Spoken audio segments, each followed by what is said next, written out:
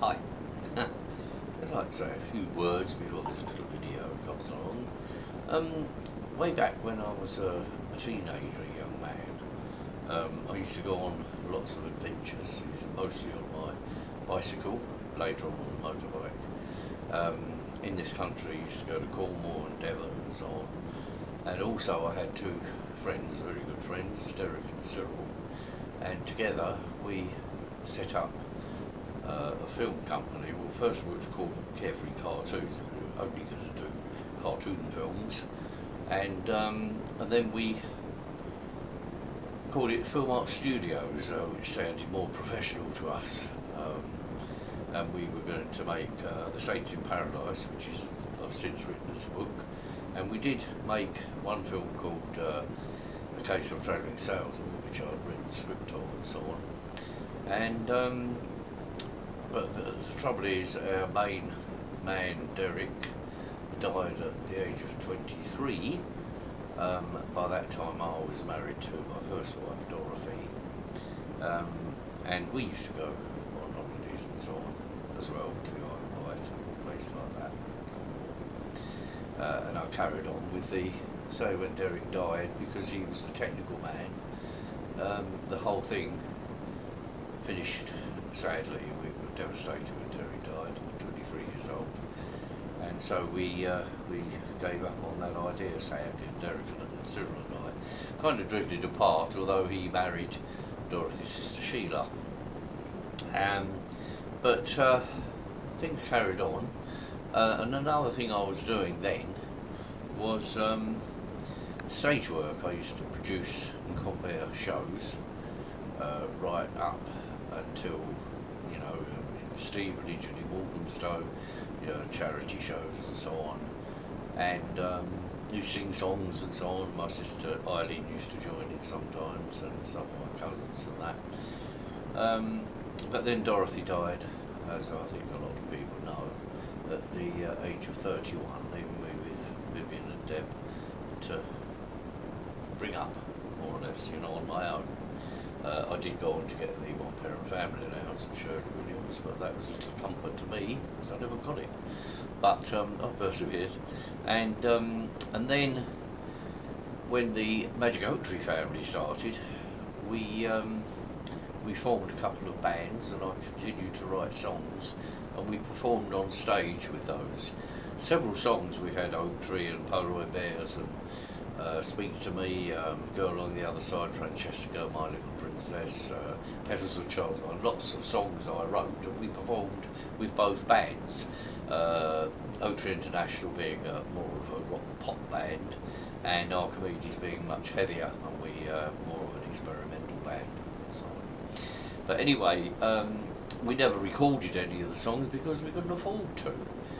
And then I got married again, and straight away we started having children, and that took a lot of the time up, and straight away my adventures as such stopped. I didn't go anywhere on holidays or so on unless it was with friends. Couldn't afford to, actually, and we spent the time bringing the children up. And certainly I didn't do any more stage or film work, anything like that. So that's the basic history. But then I met Nikki, and my darling wife, Nikki, and she sort of changed things. In fact, when we first got together, we had a lot of opposition, and we wanted to get away from it all, to be honest, because we had lots of problems with other people trying to run our lives for us like they do. And Nikki said to me, perhaps we could get away somewhere. And she said, I saw her offer in Falaraki in Greece. She said, perhaps we could, where's your passport? And I said, I haven't got one. I never did have a passport. I was in the RAF, went abroad a couple of times there, but I never had a civil passport because I never went abroad, ever. In fact, my daughters had the joke that the only place I ever went was once a month, and that was Iceland, but not the country, but the the shop Iceland once a month to get our freezer shopping. That's as exciting as things got as far as that was concerned. Not derogatory to anybody, it just the way the things happened. But then, hey presto, Iceland was on the agenda later on, because we got the passport. We went to Falaraki, so I had our very first adventure. A lot of people have seen the continuing adventures of Nikki and Pete. We went there, and then we upped sticks right on the spur of the moment another time, and went off to Stonehenge and Avebury to do that. And then we went to Italy a couple of times, Venice, France to see the New Year in. You name it, we did it. And as I said, we finally went to Iceland, and that was something I'd always wanted to do because, well, being an environmentalist, I wanted to see the evidence of global warming and so on. I wanted to go into an Arctic country to see what things are like there. And so Nikki had arranged this without me knowing, and next thing I knew, we were off to Iceland. And we went to Norway a couple of times, once on a cruise, once with some friends that I made while filming, which is another thing, of course. Nikki said to me one day, she said, why don't you do any acting anymore? I said, well, just got out of it. So she said, well, you'd be good in films and TV. I said, well, I used to make my own films. I met Bob Godfrey and Alison Batchelor during those days, happy days, in the early days of animation and so on. And she said, well, I think you should. And so, on her advice, I went on to Star Now. And the next thing I knew, just from my Star Now profile, I got this contact from Ray Knight, who's one of the biggest agencies in the country, asked me if I'd like to sign up with them. And I did. And so did Nikki, actually, because she was coming along with me. And the next thing I knew, we were both filming in Midsummer Murders and EastEnders, The Mill, as it would used to be going. And I was in a TV production of Oliver Twist for the BBC, which I loved because I was always a Dickens fan. And I found myself in 2 films of Harry Potter, 2 films of the Wolf of Sherlock Holmes. I was in The Wolfman with Sir Anthony Hopkins, and I've got a lot of films, actually, quite a lot of films I was in. And so another of my dreams had come true, to get into acting professionally. I was doing all my adventures that I'd always wanted to do, and the biggest surprise of all was when Nikki said to me, I said that I'd always wanted to go to Disneyland. She didn't say anything. The first I knew, I got an email of confirmation from Disneyland Paris, confirming the holiday, and Nikki said, yeah, I booked it especially for you for your birthday. And I thought, so amazing. And I'd always wanted a hot air balloon ride, and we went on that. Then recently, of course, again on the television, I'd seen Andre Rieu, and a wonderful orchestra and so on, and I said to Nikki that way back, Dorothy, my first wife, and I had some friends who actually had a private box in the Albert Hall, Royal Albert Hall, and they used to take us there to see these Sir Malcolm Sarge, the Proms and so on. So we both loved classical music, and I said I'd love to see a classical concert again. And the next thing I knew, Nikki had booked this, and we went up to Sheffield to see Andre Rieu. And all these, of course, are on video. You can see them on our adventures. So really, Nikki has totally changed my life. And then when she found out that I used to write songs and do the songs with the band, she said, well, do you ever record them? I said, no, of course, in those days it was far too expensive to record. Cost you a fortune to hire a studio. I never had any money anyway, never really wanted money, to be honest with you. If you haven't got it, you can't lose it. And I've proved that several times, so you're better just drifting along. And she said, well, why don't you get them recorded? You did switchboard and so on, lots of musicians. So we tried different, we had some talks with Dave Barber, H, my old friend H. We did some classical versions of them, orchestral versions of some of the songs, and Dan, who is a friend of Rich Smythe, the one that helps us with all the other things, the films and so on. And so that was, we did that, and then eventually we made contact with an old friend of mine, Kevin Grace, and him and Robert Kemp have a band together, and Kev said to me, well, we'll help you with it, and so we've actually been every week recording a different track or two with him, and finally we got the album coming out, the family album as it's called at the moment. But as I said, Nikki has totally changed my life, and I've started my life again, really. It's like being reborn. Whatever people might think, we're absolutely happy together, and well, I'd like to thank Nikki from the bottom of my heart to my lovely, beautiful wife, Nikki. Thank you for everything. Thank you.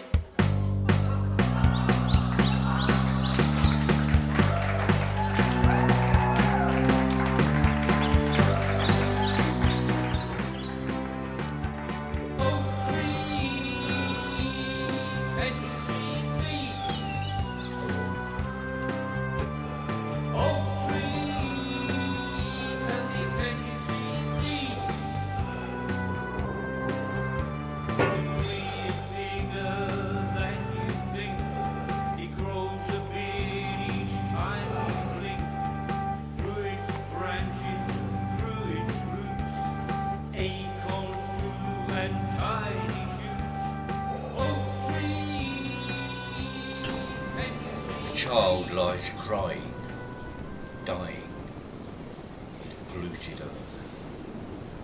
What is that child's life worth? The cost to his health, more than material wealth?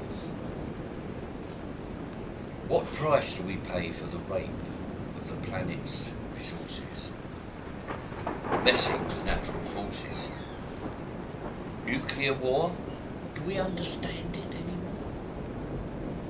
Humans will be mentioned in dispatches as children playing with matches. Mankind's biggest mistake. So what is at stake? The future of our planet. Makes you wonder about the priorities of the press and the people. This happens with the Daily Mirror, but they're all the same. Right, tell us about where our kids are buried on the front page of the Mirror, which, yes, is a very sad story, but it's sort of going right back to the Moors murders and so on, right on the front page there. Then we turn over, and here they're tearing Jeremy Corbyn apart, which is helping the Tories to get in. On this page we've got the Great British Take-Off, which is about the Great British Bake-Off, and down here we've got about Strictly Come Dancing, all of which are totally irrelevant, and that takes us right up to page 3 of the Daily Mirror. In a little corner on page 4, we've got about the agreement on the climate change, which is probably one of the most important things that's happened on this planet for years, and yet they tuck it away there. Now what's the matter with people? Don't they care? Don't they care about the very planet we're living on? Makes you wonder, doesn't it? Yeah? Let's work more for our mother world, shall we? Thank you. Thanks for listening. Playing our funky music. Right, I'm asking you to sign spreading happiness and peace and love to people on all new buildings moving in the UK.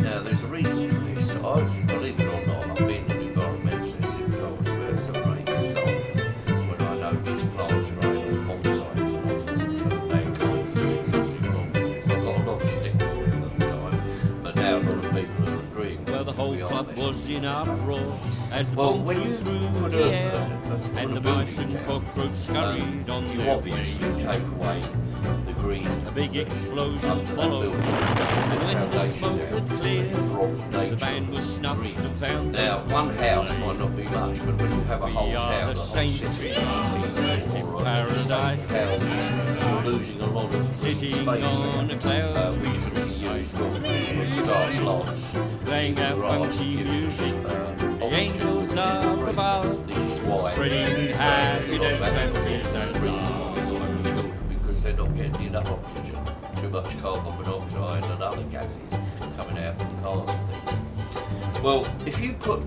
the grass you've taken from the bottom of the building onto the roof, you're replacing that. So you're giving us back the oxygen. Not only that, but if there's flowers So began the saints' daisies adventures, and dandelions growing on your looking roof, on. then The trial it's was set helping the to bees see and if other they could insects. be Birds can nest in it.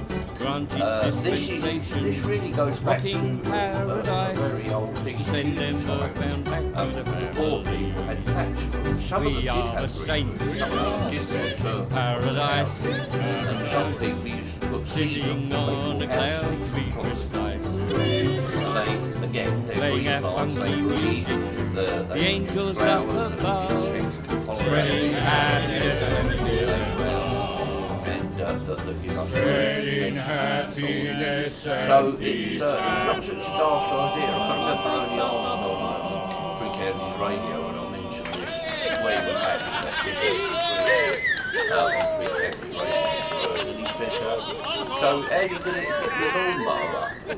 Poof, you know, well, you don't really have to cut the grass, let it grow naturally, let it seed, let it go on and you know, carry on as nature intended, and as I said, that gives hiding then.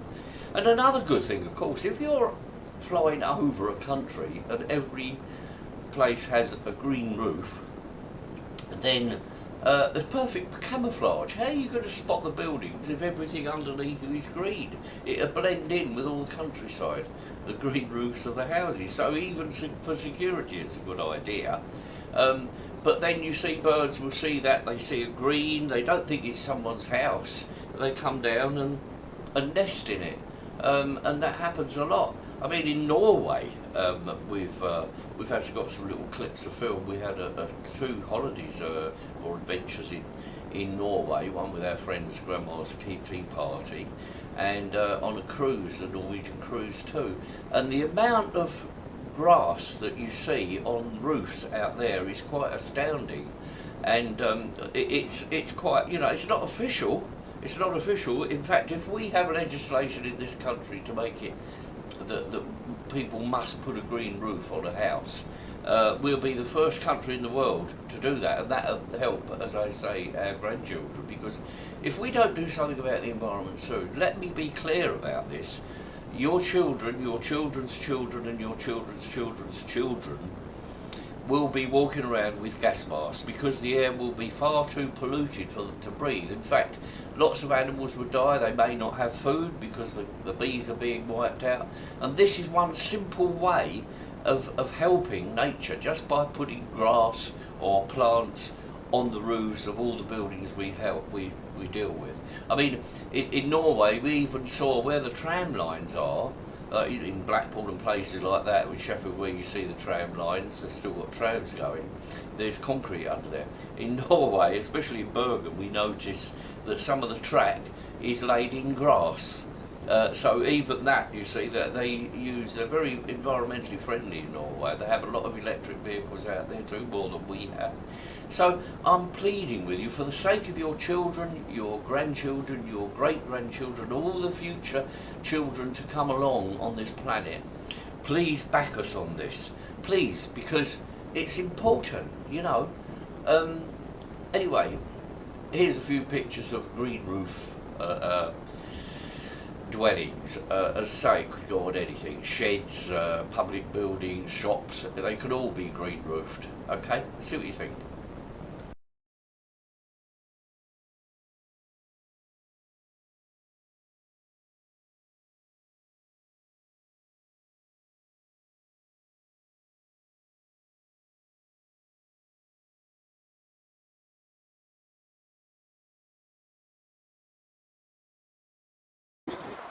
And there we are. It's a patch has a green roof. Loads of snow on it at the moment. Many green roofs here. Which one were we on? That one or the... Excellent. We are green roofs. Hey, Loads of them. Got loads of them. Loads and loads of green roofed houses here. You can't miss them. There's loads here. Shame we haven't got them in Britain. Excellent. We are green roofs. Hey, Loads of them. Got loads of them. Loads and loads of green roofed houses here. You can't miss them. There's loads here. Shame we haven't got them in Britain. Okay, so here's the presents under the tree, and there's the tree. And I think, as we told people, there's actually a story behind the tree, and we're wondering if you were on Facebook whether you figured it out.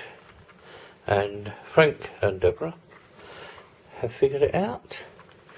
And let's start with back in my childhood in Scotland, and I actually went in the wood and saw a deer, a stag in the wood, and it just looked at me, and there it is, the stag.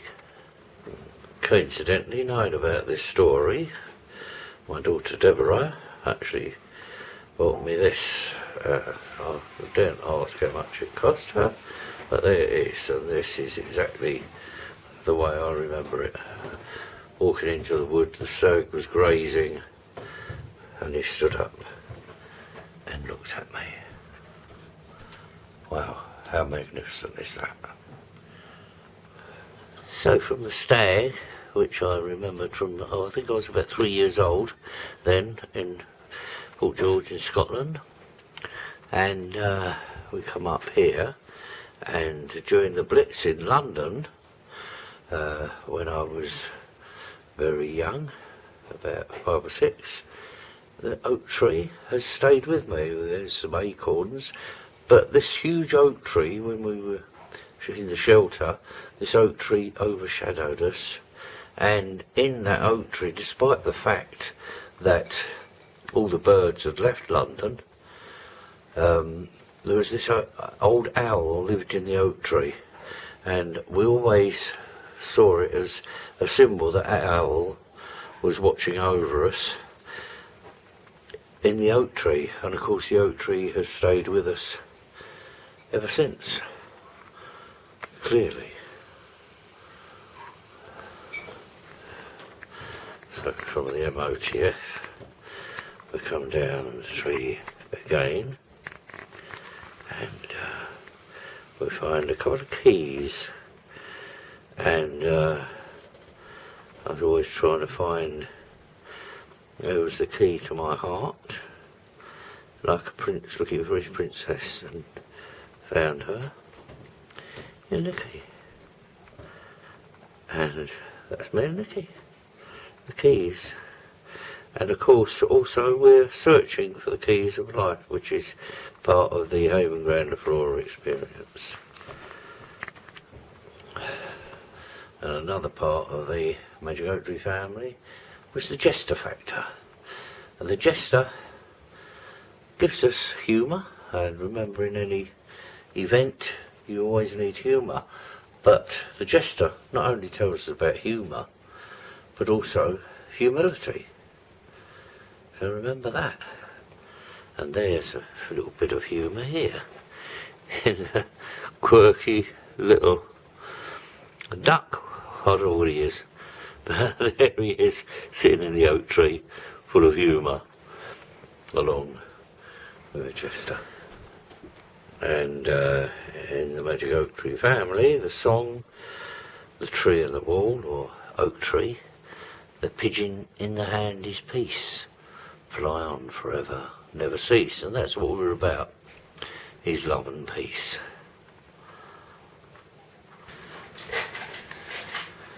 And of course, the pigeon in the hand is peace, fly on forever, never cease. And there's a very special bauble here, made by a very good friend Frank William Swain, and if you look on the other side of it, there's there we are.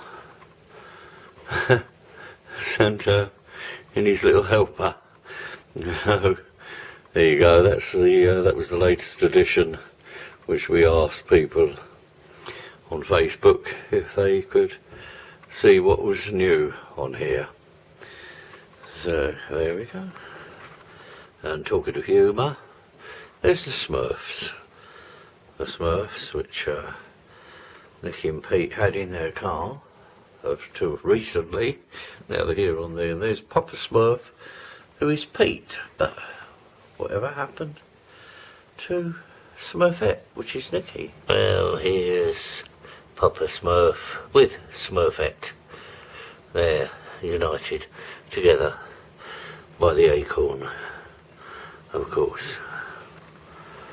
And so we go for all these to the top of the tree. And there they are, a pair of turtle doves. Not only the doves for peace, but the doves for love. Love and peace to you all.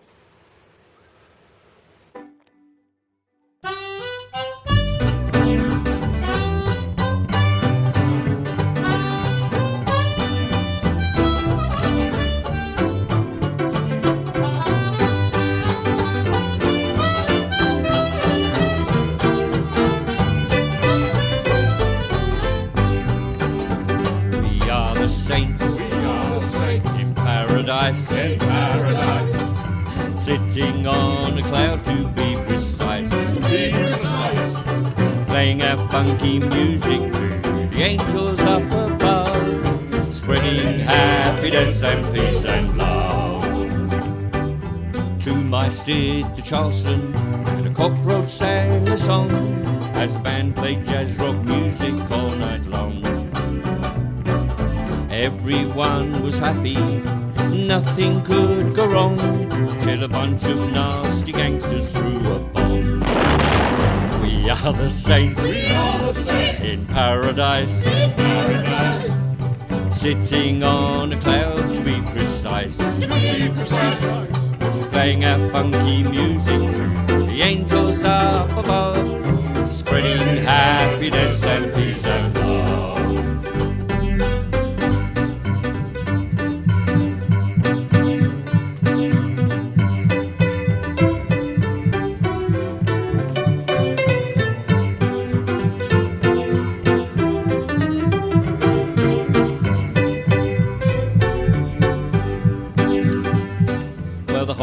Was in uproar as the bomb flew through the air, and the mice and cockroach scurried on their way. A big explosion followed, and when the smoke had cleared, the band was snuffed and found they couldn't play. We are the saints, in paradise, sitting on a cloud to be precise, playing our funky music to the angels up above, spreading happiness and peace and love.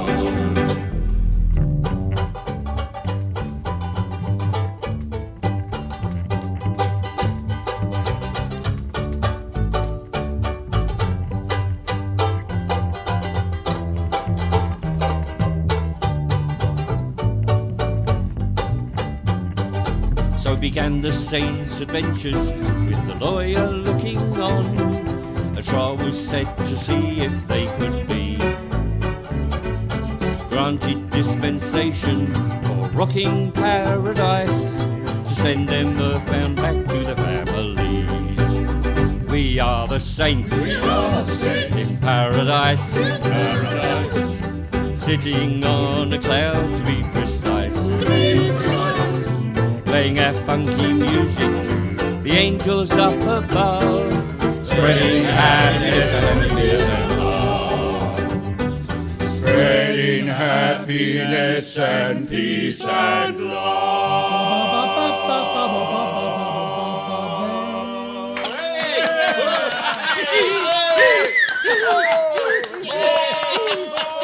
Encore.